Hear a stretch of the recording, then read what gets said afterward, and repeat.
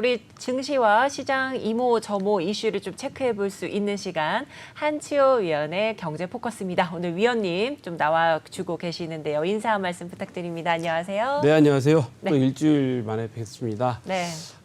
지난 월요일, 화요일 또 오늘 아침 새벽까지 비가 많이 와서 아마 많은 분들이 고생을 하셨을 거예요. 뭐 출퇴근하는 것은 물론이고 그렇죠. 또 예상외에 또 인명 피해가 또 많이 있었습니다. 제가 어제 저녁 9시 뉴스인가 NHK 뉴스를 잠깐 봤는데요. 네. 거기에 우리나라 대우라고죠, 일본 말로. 그러니까 비 많이 와서 인명 피해가 있었다. 뭐 이런 뉴스도 헤드라인 뉴스로 올라와 있더라고요. 앞으로 이런 기상 이변에 따른 많은 일들이 벌어질 겁니다. 네. 이런 것들을 좀 대비해야 될 시기가 좀 된 것 같고요. 여기에 또 국가적인 예산도 좀 많이 써야 되겠고, 국민 여러분들께서도요, 기후 변화에 따른 앞으로의 모든 변화에 대해서 좀 준비를 하셔야 됩니다. 따라서 기후 변화에 관심을 가지시고 또 환경 보호를 위해서 또 힘쓰는 그런 투자 전략이 좀 됐으면 좋겠고요. 저는 역시 변함없이 2,700선 될 때까지 네. 빨간 넥타이를 매기로 했기 때문에 빨간 넥타이를 매고 왔습니다. 네, 좋습니다. 자, 어제는 또 우리 장이 2,500선까지 올랐었는데요. 2,700선까지 조금 기대해 보는 장 여러분들 계속해서 지켜보시기 바랍니다. 자, 그럼 본격적으로 이야기 나눠보도록 하겠습니다. 첫 번째 기사부터 보면요. 치포와 관련된 이슈들이 조금 계속해서 연이어 나오고 있습니다. 자, 그런데 치포 수혜는 미국 기업에 집중이 됐고 국내 반도체주는 조금 부정적인 이런 현실이다. 이런 이야기인데요. 한번 짚어주시죠. 네, 이게 NH투자증권에서 아마 보고서를 낸 것 같아요. 네. 치포 수혜는 미국 기업에 집중돼 있고 국내 반도체주는 오히려 더 부정적이다라는 이야기가 나오고 있는데, 치포의 내용을 가만 보면 미국은 설계, 그다음에 일본은 소재, 그다음에 장비, 그다음에 우리나라는 메모리, 그다음에 대만은 파운드리, 뭐 이런 식으로 현재 구성이 돼 있다고 하는데, 아마 치포 가입에 대해서는 정부에서 아마 이달 말까지 결정을 해야 되기 때문에 네. 할 것이냐 말 것이냐 부분에 대해서 가입을 하겠다고 아마 미국 정부에 통보를 한 것 같아요. 근데 이제 중국 정부가 상당히 이런 부분에 대해서 부정적이었었는데, 최근에 보도들을 좀 살펴보시면, 이 치포와 관련된 보도를 살펴보시면 중국 정부도 굳이 한국 정부가 가입하는 걸 말리진 않겠다라는 의도가 나오고 있다고 합니다. 약간의 기류 변화가 있다는 이야기인데요. 이 기류 변화의 근본적인 원인은 뭐냐면, 아예 한국 정부나 그러니까 대만이나 일본 정부하고는 아마 중국 정부하고는 대화가 안 될 텐데, 한국 정부하고는 차라리 치포에 가입을 해서 치포에서 중국의 입장을 좀 대변해 줄 수 있는 역할을 할 수 있지 않을까라는 네. 역할론에 대해서 아마 중국 정부가 좀 기대를 하고 있고, 그거에 따라서 현재 좀 중국 내의 길이도 좀 바뀌고 있다고 합니다. 왜냐하면 중국은 현실적으로 지금 우리나라 반도체를 한 60% 이상 수입해 가고 있기 때문에 본인들이 수입을 하지 않으면 다른 또 다른 완성품을 생산할 수 없잖아요.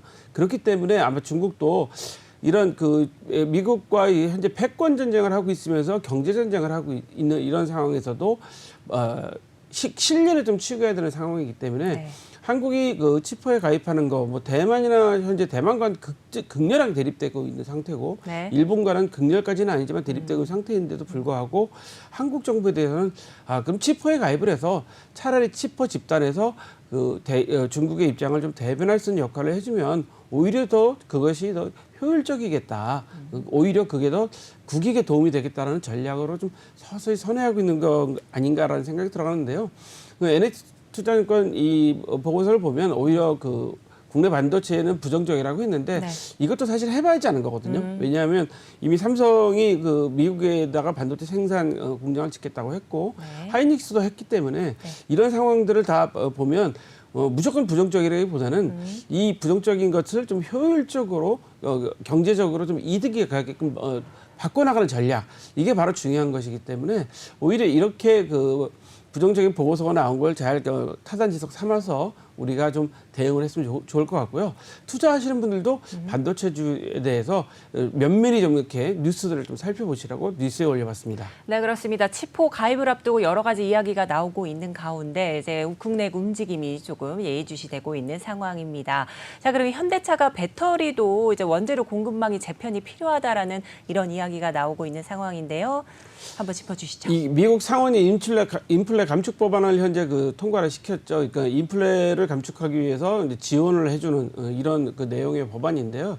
여기에 어떤 내용들이 들어가 있냐면 우리나라 전기차에 대해서 미국의 과 협력돼 있는 국가나 아니면 미국에서 생산된 차여야지만이 미국에서 지원금을 주겠다라는 현재 그런 내용이 들어가 있다고 합니다. 그러니까 여러분들도 지금 우리나라에서도 전기차를 사실 때마다 지원금을 받지 않습니까? 근데 미국에서는 현재 지원금 주는 것에 대해서 미국에서 생산된 차에 대해서 주겠다라는 이야기가 돼 있고요. 그다음에 배터리 문제, 전기차 배터리 문제에 대해서도 미국이나 아니면 미국과 자유무역 협정을 맺은 국가들에 대해서만 40%, 50% 부품이나 소재가 돼 있는 것에 대해서 배터리에 대해서만 인정을 해주겠다. 뭐 이런 내용이 지금 현재 들어와 있습니다. 그러다 보니까 이제 문제가 뭐가 되냐면 현재 자국 내에서 생산된 전기차라니까 지금 우리나라 현대차가 국내에서 생산되는 것을 미국 일부 수출하고 있는 전기차들이 있는데 그 차들은 미국에서 지원금을 못 받게 되는 거죠. 지원금을 못 받게 되면 당연히 경쟁력에서 문제가 생기게 될 것이고요.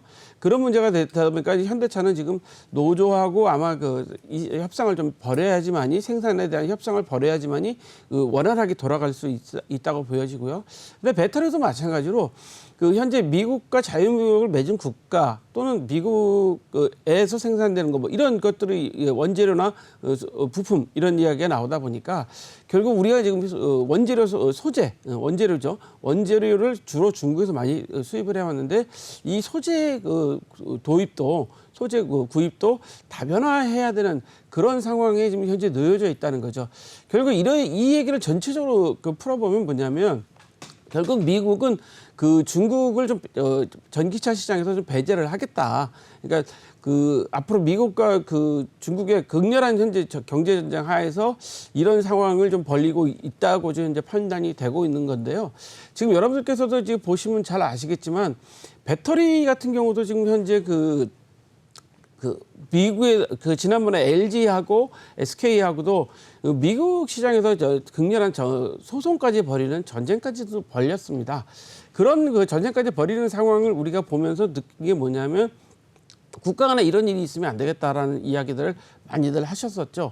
결국 이런 내용들을 살펴보시게 되면 배터리나 자동차의 생산에 대해서도 그동안 앞서 말씀드린 것처럼 반도체 칩포랑 마찬가지로 자동차나 특히 전기차겠죠. 전기차나 배터리도 미국 내 생산과 미국의 주도권적으로 가야 되는 그런 상황이 벌어지고 있다는 상황이기 때문에 여러분들께서는 이런 점들을 좀 염두에 두시고 투자하는데 도움이 좀 되셨으면 좋겠습니다. 다음 뉴스 한번 좀 넘겨주시겠습니까? 다음 뉴스를 보시면 이런 내용이 있죠. 물 못 준다고 괘씸. 홍준표 반응에 구미시 물 못 준다 한 사실 없어. 월요일, 화요일, 어제 그저께죠. 계속 오늘까지 수도권이나 강원, 경기 영서지방, 강원 영서지방, 경기 북부지방에 동북부지방이요. 북부지방에 지금 물이 내려가고 비가 많이 와가지고 좀 문제가 되고 있는데 이제 물 전쟁이 일어났습니다. 우리나라가 이제 물 부족 국가라고 이제 사실은 하고 있지 않습니까? 지금 남부지방은 비가 안 와갖고 좀 난리라고 하는데요. 중부지방은 비가 많이 왔죠. 근데 홍준표 대구시장이 물 못 준다고 구미에서라는 반응에 구미시에서는 우리는 물을 못 준다고 하는 사실이 없다라는 이야기를 하고 계시죠. 이게 뭐냐면 대구시에서 상수원, 취수원을 다양화시켜야 되는 그런 상황이기 때문에 그런 상수원을 다양화시키기 위해서 결국은 현재 상황을 하기 위해서 구미시하고 협의를 했는데 구미에서 좀 부정적인 반응이 나왔던 것 같아요.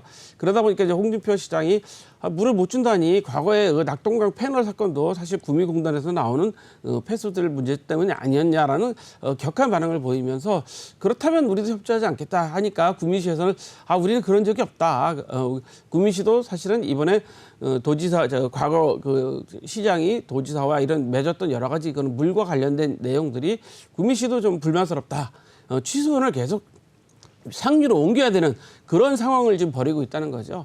그래서 아마 이런 반응이 일어난 것 같은데요. 결국 지자체 간에도 이 물이 지금 비가 많이 와서 문제이긴 하지만 물 부족에 대한 물싸움이 시작된 것 같고요. 이 다음 뉴스 한번 넘겨주시겠습니까? 이 다음 뉴스를 보시면은요. 여주시에서 환경부에다가 용인 반도체 클러스터 상생 방안을 해달라고 했습니다. 이게 무슨 얘기냐면 지금 용인 배감 쪽에다가 현재 그 반도체 클러스터를 짓고 있잖아요. 근데 그러다 보니까 이 반도체에는 반드시 물이 많이 필요한데 그 물을 여주에서 취수를 해갖고 이제 보내주는 그런 공급망을 해달라고 하니까 여주시에서는 이게는 동의하지 못하겠다.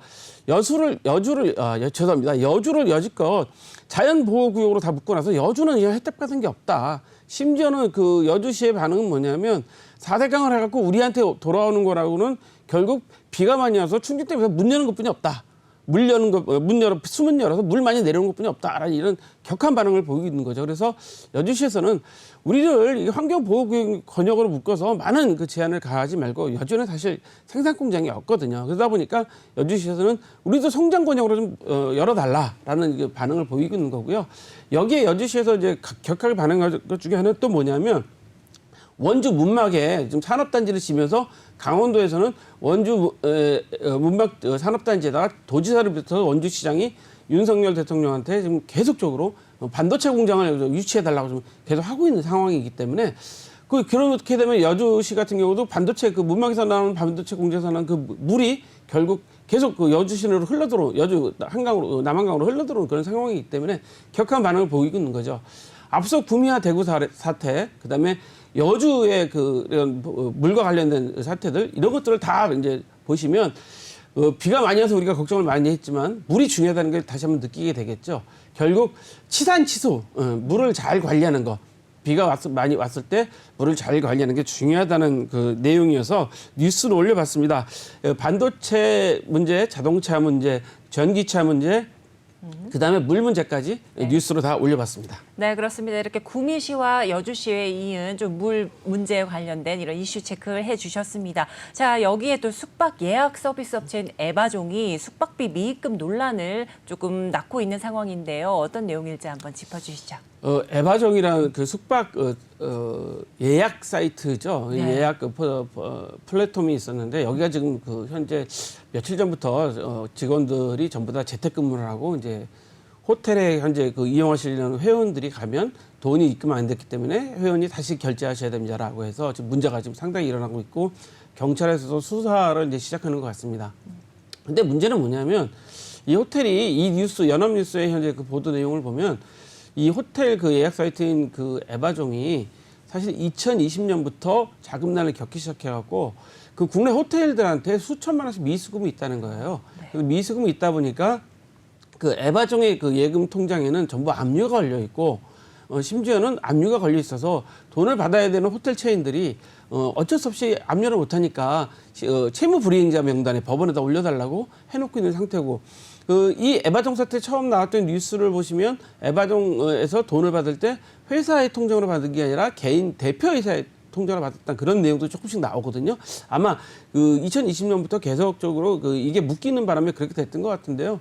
뉴스에서 분석을 해놓은 내용을 보면 코로나 사태 때문에 해외에 호텔에 갈 수 없는 상황, 그다음에 그런 상황에서도 회원들한테는 계속 돈을 받고 큰 프로모션을 지금 패키지 프로모션을 만들면서 오히려 더 피해를 더 급증시켰다고 합니다. 네. 여러분들도 여행 좋아하시고 앞으로 이제 코로나가 좀 더 완화되고 나면 오늘 15만 명 나왔다 그래요.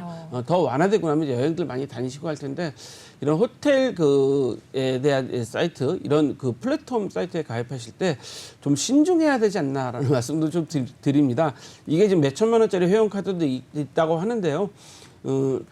신중하게 가입하시고 또 피해자가 더 안 생기실 수 있도록 좀 주의해야 될 것 같습니다. 네, 그렇습니다. 이제 수천만 원의 미수금이 조금 좀 불거지고 있는 숙박 예약 플랫폼 관련된 이슈 체크를 해봤고요. 여기에 이제 쿠팡 이 파이낸셜을 좀 등록했다는 이야기가 있습니다. 여신 전문 금융업 경쟁이 더욱더 치열해질 것으로 좀 내다봐지고 있는데요. 그럼 관련 이슈 체크해 보도록 하겠습니다. 네, 이거는 이제 쿠팡이 이제 여신 전문업 등록을 했습니다. 네. 여신 전문업은 카드 회사가 아니면 여신 전문이나 할부금융을 등록하게 되면요. 자본금 200억이면 카자가 없으면 등록이 돼요. 네, 금감원에. 그래서 현재 쿠팡 파이낸셜이 등록했고요. 네이버가 지금 현재 파이낸셜을 등록해서 네이버에 들어와 있는 사업자들을 상대로 파이낸셜 사업을 하고 있습니다. 네. 예. 이것은 왜 해야 되냐면 안 그러면 대법 등록을 해야 되거든요. 대법이란 것은 이런 정의를 하고 있습니다. 업으로 일정 금액을 계속 대출해 주는 경우를 대법이라고 하는데 그게 아니라 아예 이제 여신 전문 금융업에 들어가서 쿠팡도 본인들 사업자나를 대상으로 이제 앞으로 파이낸셜 사업을 하겠다라고 하는 상황이니까요. 네. 이제 여신 전문 금융업이 경쟁이 더 치열해진다. 지금까지 그 여전사들, 소위 말하는 여신 전문 금융사들이 해왔던 방식의 그 영업은 만만치 않고 경쟁이 더 치열해지는 상황이라고 알아두시면 좋겠고요. 쿠팡도 결국은 이커머스 시장에서 파이낸셜이 반드시 필요하다는 것을 느끼고 이번에 새로이 여신 전문 금융업에 등록했다. 그 회사 여러분 쿠팡 파이낸셜이다라고 투자자분들이 좀 기억하셨으면 좋을 것 같아서 올려봤습니다. 네, 이렇게 해서 쿠팡 파이낸셜 이슈까지 체크를 해주셨습니다. 오늘도 여러 가지 이슈 체크해 주시면서 도움 말씀 해주신 한시호 위원님 감사드립니다.